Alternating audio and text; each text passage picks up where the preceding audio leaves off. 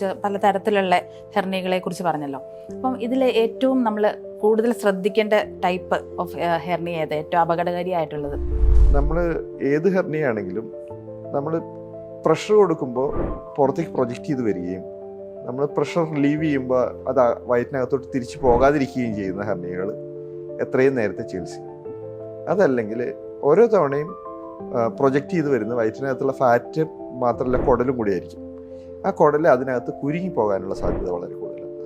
അത് വളരെ അപൂർവമായിട്ട് സംഭവിക്കുന്ന കാര്യങ്ങളാണ്. പക്ഷേ അങ്ങനെ സംഭവിച്ചാൽ ഒന്നാമത് രോഗിക്ക് ഭയങ്കര വേദനയായിരിക്കും, രണ്ടാമത് ഛർദ്ദിക്കാനൊക്കെ തുടങ്ങും.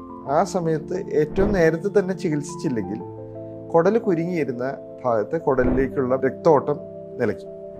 അപ്പോൾ ആ ഒരു ഭാഗം മാത്രം നശിച്ചു പോകും. അങ്ങനെയുള്ള സിറ്റുവേഷനിൽ വന്നാൽ നമ്മൾ അടിയന്തരമായിട്ട് വയറ് കീറിയുള്ള ഓപ്പറേഷൻ ചെയ്യേണ്ടി വരും. കുടൽ ചത്ത് ഭാഗമാണെങ്കിൽ ആ ചത്ത കുടലിനെ നമുക്ക് വീണ്ടും തിരിച്ച് വയറ്റിനകത്തോട്ട് വയ്ക്കാൻ പറ്റില്ല. അപ്പോൾ നമ്മളത് മുറിച്ച് കളയേണ്ടി വരും.